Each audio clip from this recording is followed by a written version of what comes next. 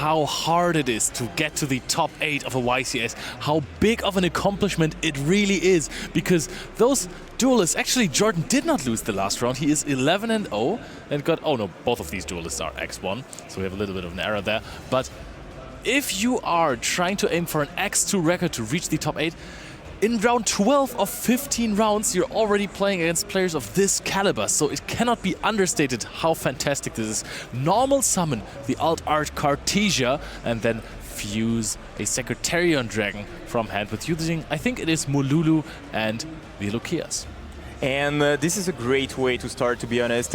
Yes, there is a Purulia which has been activated by Tom, but we have kind of a way to play around this. And this is a good thing about Branded Dracotail, is that you can play around the Charmies, which are just everywhere in the current metagame. But yeah, Jordan, you talked about this guy, and this guy is literally unstoppable, winning the French Open a few months ago, and now on his tracks to try to win this YCS and keep his winning chain, literally.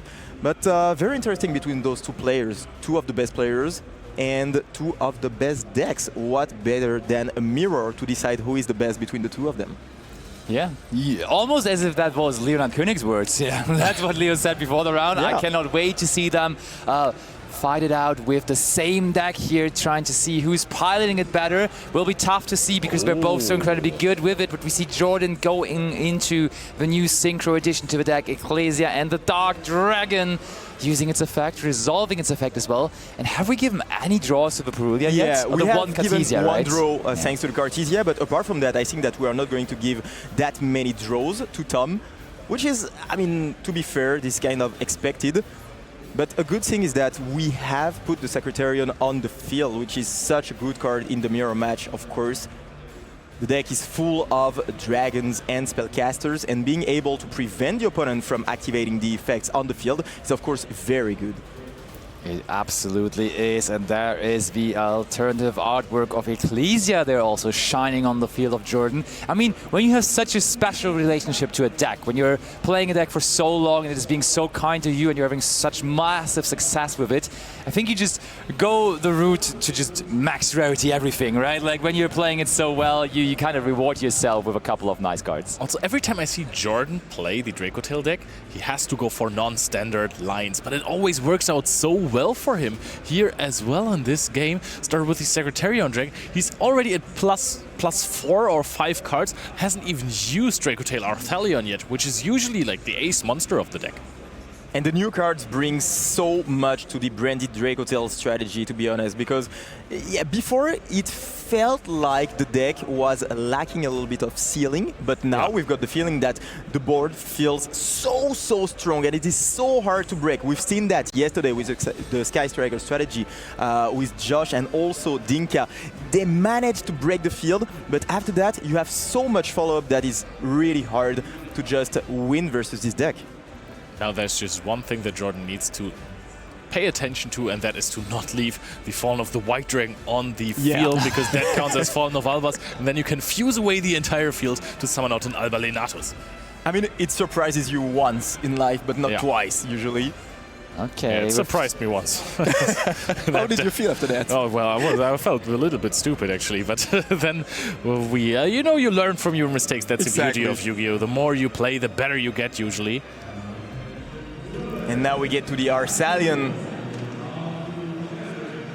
So this doesn't really feel like there's anything to stop him here at the moment. Okay. Are we? It looks like we're using a Fali on our own Fallen of the White Dragon, right? That's how we get rid of it. That's how we get it back into our hand. Seems like it, because we saw him just moving that card a little bit, indicating that it probably was the target for a Falion.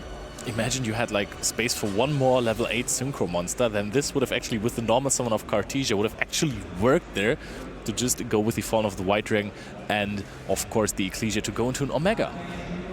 Now you can't do that anymore because Rahu was activated, but before that, that would have been really cool. But I agree, the extra deck space is getting a little bit tight on the Dracotail branded end, so I agree with only running Ecclesia, the Black Dragon. Now starting to add those powerful trap cards in the back row with the Flame and the Horn. That is usually before Burst Protocol, when you got Mul Charmit with the deck, you ended on a really lackluster field. I mean, it was still good. You gave basically only 1 or no draws. You had a bunch of follow-up. You had 2 or 3 traps with a 5 mana in hand and possibly some interruption. This looks like a lot more. You have the Secretarian Dragon, which is good in the mirror match as well. You have the Ecclesia as well, and so many interactions in hand. Ooh, okay. Another draw. And you will get the Fallen and the Virtuous in the end phase as well. Do we just special summon that and give another draw? It did look like Tom just drew the other cards. Absolutely, yeah. Ooh, And we get rid of the Fallen and I mean, yeah. The Fallen dual White best, Dragon, yeah. Absolutely, by fusion summoning, by special summoning the Albalenatus. Yeah. I mean, I get why you would want to trade the 1 card that your opponent draws for a Fallen and the Virtuous. If you don't have it in hand yet, you get to set it in the end phase. Because before that, I do not think that we actually got to send a branded fusion monster into the graveyard, or a monster that names Fallen of Albus in its card text. What a turn from Jordan's side. And we see that Jordan is running all 3 different Dracotail trap cards, and that has lately just been the absolute norm. Like, everyone has decided, hey, all of these 3 trap cards are so good. They're just our main way of interacting with the opponents, so that's what we want to have. We want all of them. Interestingly enough, though, Tom, on the other hand, playing the same deck, has actually decided to not put all of these 3 trap cards into his main deck, which is quite interesting because everyone agrees on something, but then a mastermind like Tom says, hey, maybe you're all wrong, and I just know how to do better. What did he cut? Horn? He did cut Horn indeed, yeah. Oh, wow. Okay. Yeah, absolutely. Some players have decided that this card was probably not the most useful of the 3 traps, and you don't want to draw that going second, to be honest. This is kind of annoying to get that in your hand. This is not a monster that you can fuse with, and this is not something that you can break the field with. You know what? I like it, because I think before that you really needed the ceiling. You really needed every single piece of interaction that you could get with this deck. Yeah. And now with this Ecclesia and another Ecclesia on the field, and basically this Fallen and the Virtuous that is part of your end board, I think you're good. You actually can be fine with just 2 trap cards. Okay, now Tom, show us what you can do with this deck. Oh! Jordan's side looked impressive, but how about you? Normal summon Dracotail Lucias. I think we haven't seen it at all on Jordan's end, but Tom got to start off with it here as his normal summon, and it will go unanswered, and therefore fetches us another Dracotail monster from the deck, which oftentimes, and also in this case, is going to be the Dracotail 5 mana. So far, so good, right? I mean, you are starting to plus as well. Tom should be now at 7 cards in hand with the Lucias on the field. 5 mana is activated. With so many cards in hand, I don't think you pop the Lucias at all. Oh, fusing with another Perulia is never great, and the Lucias. So we're only going to trigger the Lucias, which is, of course, going second, playing into a field, not necessarily the one you want to fuse off, because you rather want to go for, of course, cards like Pan, cards like Urgila, cards like Mululu, who actually have some additional value, but here it's only Lucias able to set another spell or trap. I kind of really like this. If you have so many more cards in the deck, you want to have multiple pushes, and now he also has the Gulamel on the field there, but does not use the pop effect, it feels like. Or was there anything on Chain Link 2? I think we just activated Lucias and then we were chilling. Yeah, I don't think so, but having to use the 5 mana so early in the turn is not a very good sign, to be honest, because usually you want to keep it so that you can interact with the opponent, try to chain block something, or even to try to bait some interactions. I mean, Leo, there is Secretarian Dragon on the field. I was for a second thinking, what do you mean? Why is he not using it? His opponent literally is preventing him from doing so because of that powerful Secretarian Dragon sitting there pretty on the field. Oh, we're now using the effect of Ecclesia and the Dark Dragon. And that's where the Forbidden Unlimited list hit the deck, to be honest, because having access to only 1 Mululu in that situation, in that case, hurts a little bit. Also only 1 K2, right? Because K2, I mean, you have said it now, but these spells usually tend to help you by sending Mululu or Pan from the deck to the graveyard, or from their hand to the graveyard, by fusing it and then triggering the effect so you can remove the Secretarian Dragon. That is now a little bit harder. But it does feel like Tom's hand is not the greatest. It is fine, he can play, but I've got the feeling that he doesn't have such a great hand to try to break the field. No access to the Mululu, no access to the Pan, as you just mentioned. Only some Perulias. We shall see. It is Jordan now, fusion summoning on his opponent's turn as well, and he does have access to Urgila. And Urgila, I mean, we're not really going through a field here, but immediately going after the now limited K2 Dracotail hurts, because Tom will not get that surge if this Urgila resolves here. It actually doesn't feel very good. Secretarian still there on the field, and the set card will soon disappear. If there is not something like A call by the call by Grave. the but Grave. you can dodge that so easily with the Dracotail trap cards, right? All right. Oh yeah, that's so hard. Yeah, we resolve it. K2 is gone, and you're absolutely right. By not going for anything like an Urgula or a Pan, it is looking like Tom's hand is not the greatest at all. And there's still so much follow-up. Jordan hasn't used any of the traps. He has the Ecclesia still on the field. There's only one main monster zone left open for Jordan to play cards into with his 4 cards in hand. He doesn't have a field spell, so that's Fallen of the excused. White Dragon, sends Titanic Lad. That can open up a lot of things, but I mean, Jordan's still prepared. We know that. All of those set cards. Any response to the Fallen and the White Dragon? Yes, we just used Fallen and the Virtue is on it. Tom was about to pick up his cards, and No, I mean, you still have another push, right? The summon effect is still being activated. You summon out Ecclesia, and Ecclesia can get you another Fallen of Albus. True, but I've got a feeling that it will not be enough, to be honest. Okay, But there is the Branded Oh. opening. What a great card to add to the Branded Dracotail strategy. Usually players do not play this card unless they are playing pure Branded, but Tom decided to surprise his opponent, being able to special summon or add from the deck to the hand. He has no effect of Fallen and the White Dragon because, again, the Secretarian True. Dragon is denying it. I keep forgetting this card on the field. How can that happen? Now, ooh, discards Velukias. And we bring out Aluber, but I mean, Aluba's a fairy at least. it is a fairy, It can activate its sure. effect. It can, but it doesn't do anything to the Fallen and the Virtues, really. So our Fallen of the White Dragon is still gone. But you can search for a Branded Fusion that gives you another push if it does not get Dracotail flamed. And then Branded Opening can protect your fusion monsters from being destroyed once. So that is maybe, perhaps something. Branded Fusion is not being activated. I think you flame that immediately Yeah, if you're of course, Jordan. of course. He doesn't want any of that. Is there a response? Oh! Yeah! We've seen that before again and again, having access to a quick play spell to try to dodge. Wow. The Dracotail Flame is so strong in the current metagame, and the Forbidden Droplet just fulfills its purpose here. And you can see the patience of Tom Kleinegräber in this For situation, sure. because some people would have just immediately thrown out the Forbidden Droplet to negate the Secretarian Dragon, but he knew, I'm going to get the Branded Fusion in 10 steps or so, and I'm going to need it to resolve, so I can Forbidden Droplet, then I can play with all of my effects, and now, does it even look that great for Jordan anymore? He still has the 5 mana, I mean, he still has an Urgula in hand. it's There's still a Sting. fine. Yeah, I can see it. I can see it. It is still fine, but yeah, the Forbidden Droplet here is huge. You get rid of the Ecclesia as well as the Secretarian. And yeah, you're right to praise his patience. Waiting patiently and activating like these 10 steps after the beginning of the turn. Wow.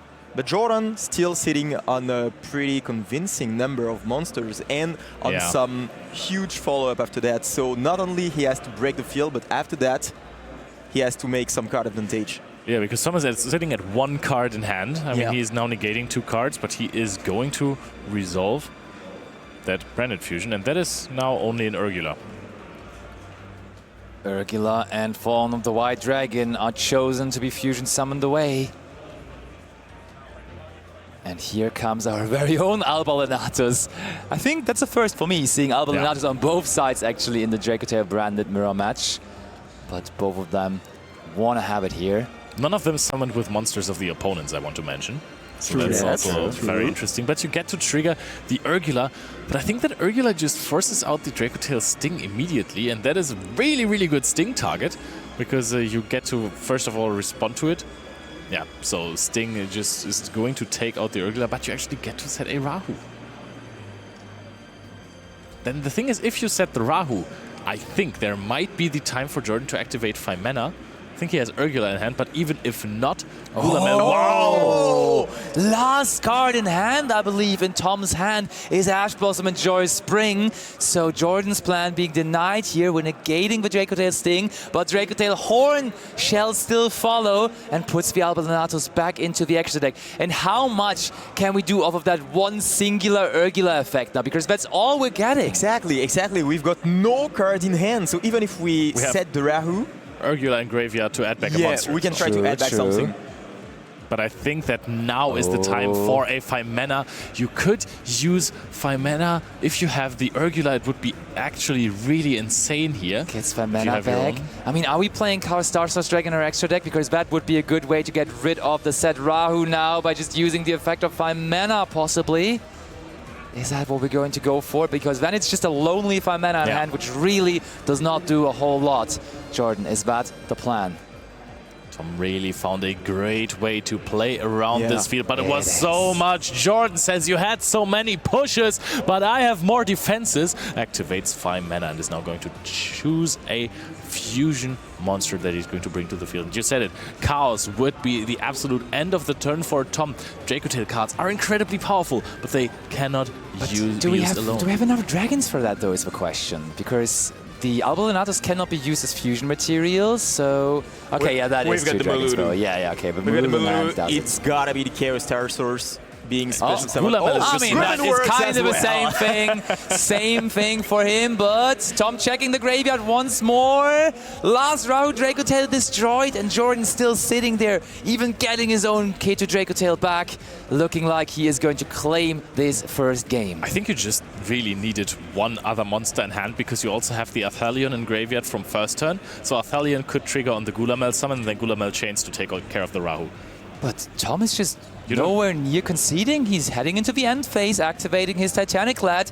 He knows that he's able to win games out of positions that seem unwinnable, and he believes in his deck that he built so carefully. Now he has made the decision. I like this shift in the metagame, as basically every player in this tournament agrees on the Fallen and the Virtuous being an absolutely insane card in this meta.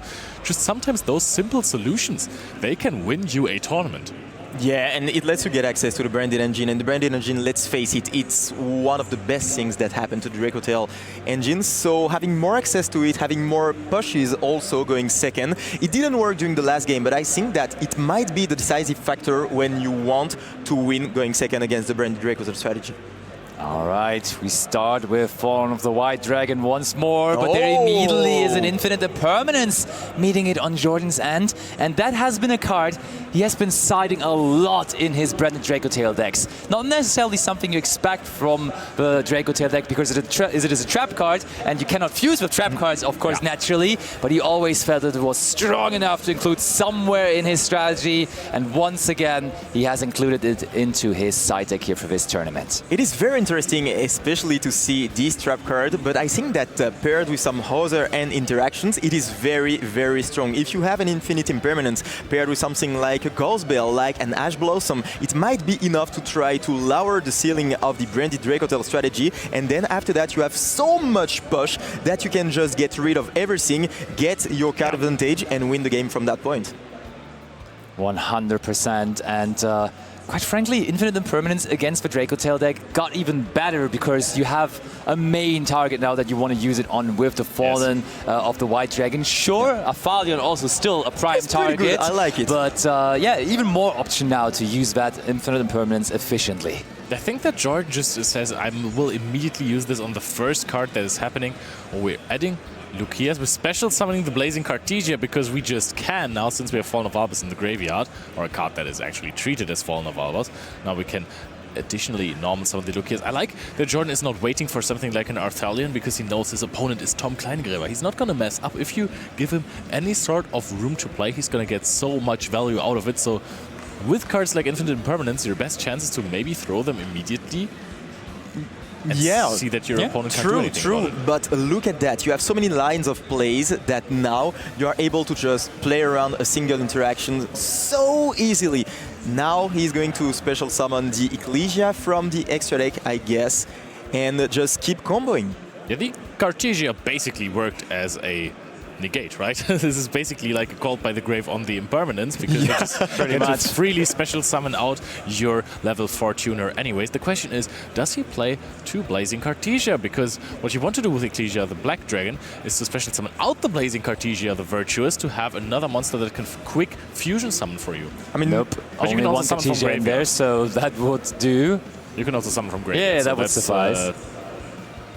Basically that. Cartesia, it's all about finding different and new ways to fusion summon.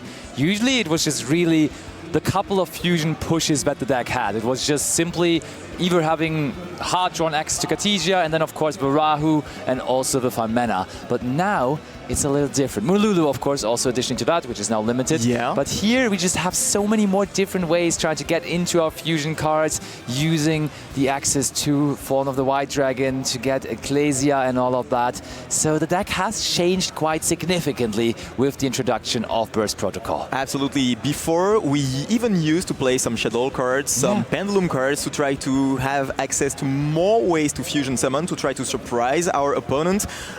Maybe an Impulse was on the branded fusion or something like that. And after that, yeah, you could still fuse, but now with the addition, you are totally right. You have so many ways to fusion summon. Yeah. And now we'll have to pay a little bit of attention here, because actually you cannot summon Gulamel anymore, since you summoned out the Fallen of the White Dragon with its effect, because it locks you into Fusion and Synchro Monster level 8. And Glamour is level 6. Of course, Tom Exactly. knows. And we see there now also is a Dracotail Horn. So the plan is to just bring it in from the side deck whenever you are going first, or maybe also going second when you have like a super favorable Link matchup where you want to have it. I could see it being in against Malice, for example, even going second.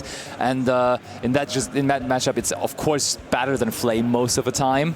But Tom has access to all 3 different trap cards. Still, he was shaking his head a little bit there, right? He wasn't super satisfied with this turn. Still, though, this field looks very impressive, and Jordan will have to do some heavy lifting here to get through it. And I think this is very interesting, because we see no Secretarian yet on the field, which is not so surprising, because usually players want to keep it for later in the turn. You don't want it to crumble under a Mululu or Pan Effect. Yeah. So I think that it might arrive on the table later on, but for now, no Secretarian to face for Jordan, but still 5 set cards. All right, let's head into the main phase where the main action is going on, and it will be the hard-drawn K2 Dracotail. I feel like it's always like that.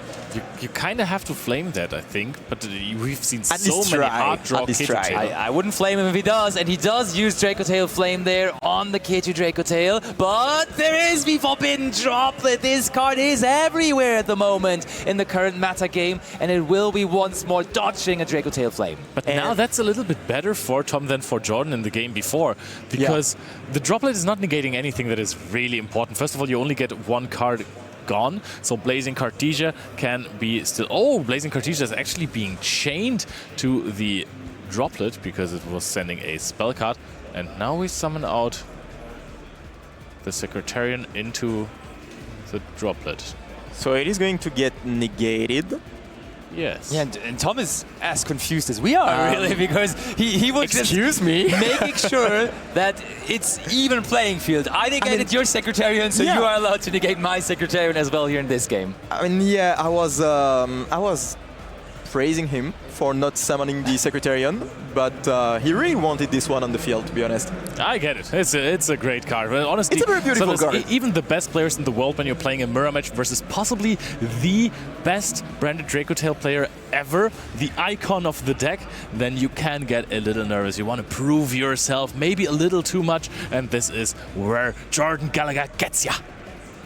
Indeed, and I mean Jordan with those double open titles that he has claimed this season already. Not yet with a top 8 finish at the YCS in this particular season just yet with the deck, so that's something to kind of crown it. He is, as you say, pretty much considered to be maybe the best Dracotail player in all of Europe, possibly the world, but that called by the grave on Urgila still hurts even him.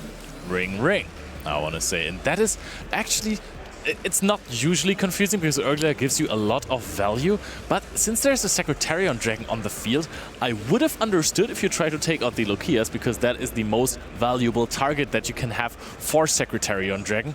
However, you'll probably get another monster in there. And if you don't get another monster in there, the Lokias also doesn't do anything on its own, since Secretarian Dragon needs a spellcaster and a dragon monster to target. Now Tom thinking whether on resolution we are just going to use Fallen and the Virtuous on the Secretarian. So we are trying to make sure the restriction of it is no longer applying. Oh, he's checking the graveyard. Of course, we did put Albion into the graveyard on the opening turn. Still, there are some targets in the extra deck, so we can resolve it. We can resolve it. Not as good maybe as he expected, but this is a very good target, to be honest. That's pretty decent. Taking out the Dragon that Devours the Dogma is a really good target to summon on the opposing turn with your own Fallen of Albus, because it takes away 2 monsters. However, this version of the Dracotail deck does not always have light or darkness monsters. We're bouncing away our own Secretarian Dragon. The bait. It was a masterful bait by Tom Kleinegräber. Also shaking his head and just knowing, hey, my opponent is going to waste a negate from the Forbidden Droplet on the Secretarian Dragon, leaving my Ecclesia, the Dark Dragon, open so I can use the effect later on. And then I'm going to resummon the Secretarian Dragon later on with my 5 mana. Masterful. Really, really clever. Once again, he surprises us every single time. But I mean, here, a branded opening in the graveyard for Jordan would have been so sweet. So you really do understand how Tom came to the conclusion that including that card into his deck is worthy. So how much more can Jordan put up here? We have already worked through multiple things on Tom's end, so it doesn't seem unreachable, but he will still have to push a little further. Push. Jordan is at not too many cards in hand, but if there is one player who can make a lot of few cards, it's Jordan. That Rahu is looking pretty strong against this demolished field. 2 cards in hand for Tom. One of them should be 5 mana, but what is the other one gonna be? Also, if you want to resolve that Fallen of Albus effect on the opposing turn, you have to discard another card. So it is getting more complicated. If you want to summon out the Secretarian Dragon to stop your opponent from doing some funky effect stuff, you would have to give up a spellcast. It's so tough. It is really tough indeed. Keeps on looking at the cards that he has in his hand. And of course, the one, as he said, is the 5 mana. And I think I spotted the color of the other card. I think that was the card we drew off the horn, and we used that at that very moment to make sure to draw another monster to fusion summon with the 5 mana.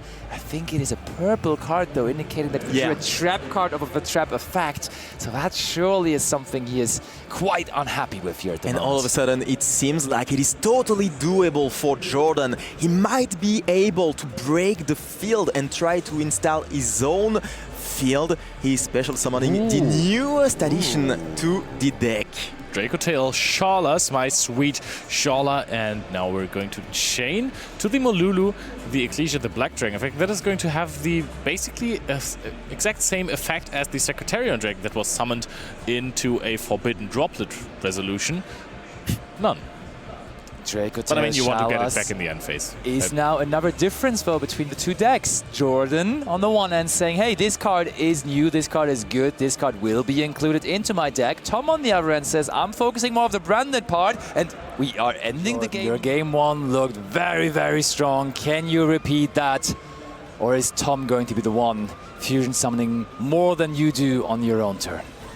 So let's see what Jordan decides to do, because in the first game we saw that he wanted to get the Secretarian on the field to try to use it to bring back some monsters from the graveyard, as well as interrupting the opponent from playing with the dragons and the spellcasters. So will it be the case right now as well? That is a very good question. On the other hand, Tom decided not to play the Secretarian, trying to play around those cards, like for example the Fallen Virtues or the Forbidden Droplet, and to bring it later on the table. It didn't work that way, but I think that was the plan. Jordan now is going to special summon the Arsalion first. Dracotail, Molulu is limited, but it came into the opening hand of him and it allowed him to fusion summon. We're setting a Ketu, we're setting a Rahu. So far so good, and Tom is left watching for the very moment. He is waiting for his moment in this third game eagerly. But for the moment, Jordan the one in the driving seat, in the fusing seat, you could say, with his Dracotail deck. And you talked about that earlier, Leo. The fact that if you have to get the 5 mana in your hand, I mean, your chances are way better going into the game. But for now, we didn't see that during the first and the second game. But yeah, 5 mana with, for example, an Orgula would be absolutely awesome because you would be able to special summon something to get some cards back in your hand and also getting rid of the Rahu, which is set on the opponent's field. Yeah, Leo, you said that in the first game as well. With Jordan, it really seems like it doesn't matter what kind of opener he has, right? He always knows exactly which route to go. He doesn't even waste a second thinking about the line. He knows, okay, if I start Merlulu with that Urgula in the hand, we just got to do this, and that is what he's doing right now. But that looks very much like a standard Dracotail opening without any branded cards. That makes this field significantly worse. I mean, you have to draw some cards, so I can imagine that he has some hand traps in hand for a Virtuous. Okay. No branded. Oh, it is branded Eldritch now, or rather Dracotail Eldritch with all 5 set cards. Tom, do we have one of his signature cards? I remember him using Lightning Storm back in the day plenty of times. Is this another moment where that could happen? Ooh. Oh, is this another 6th card pickup? That is not one you're too happy it's about, but all it right, though, it in is this okay. matchup. Yeah, it's okay. And we have Branded Fusion, which in itself also is a superb field-breaking card because you can get, for example, an Urgula into the graveyard and summon out even a Chaos Starshell Dragon. Demands a response in the form of Dracotail Flame, but does Tom once again dodge it? There's going to be an answer, right? Dracotail Flame that ever resulted. Forbidden Droplet taking out Gulamel effect in the process, probably getting rid of that Branded Fusion. So we're starting to slowly but surely dismantle that field. Are we going to see another hard summon of Alba Lenatus sending an Urgula to the graveyard? I could see a Chaos Star Source Dragon maybe as well, just simply here. Yeah, it forces a lot, to be honest, and I think it would be a great choice right here. How do you summon that with Branded Fusion, though? I mean, you have to go for Albion first, and then Albion into Chaos Star Source Dragon, so you have to take an extra step, sure, but eventually you could get there. But yeah, the Dracotail Flame, I feel like this should be the best card going into this format because a lot of spell cards are being played, but it never resolves thanks to the droplet, thanks to the Fallen of the Virtuous. So is it the worst card of the trap cards? It feels like it, but everyone is playing an answer for it. I totally am with you. So Tom gets that extra information. The graveyard isn't as packed as in the first game, so he doesn't take much time to look through it there on Jordan's end. But Tom still not willing to do any kind of mistake here. What is the second fusion material? What is the fusion monster that we bring out? The thing is, if you go for the Albion line for the Chaos, you're going to play hard into the Sting. Yeah. So we're going instead for a Pan that looks like a Titaniclad, perhaps. Ooh, it is a Titaniclad. So Pan now, that is very interesting that you try to destroy one of your opponent's monsters because the only monster that interacts with you is going to actually...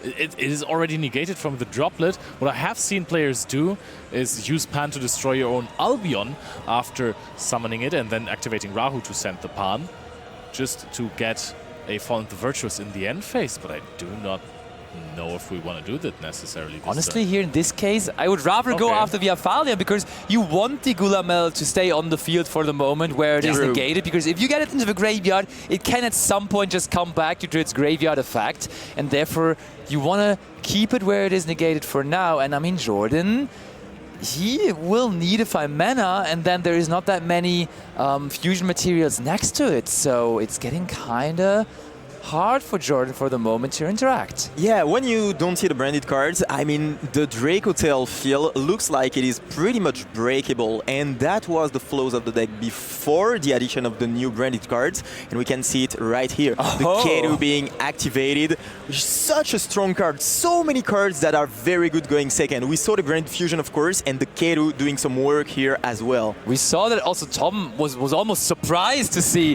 that Jordan allowed him to resolve that card.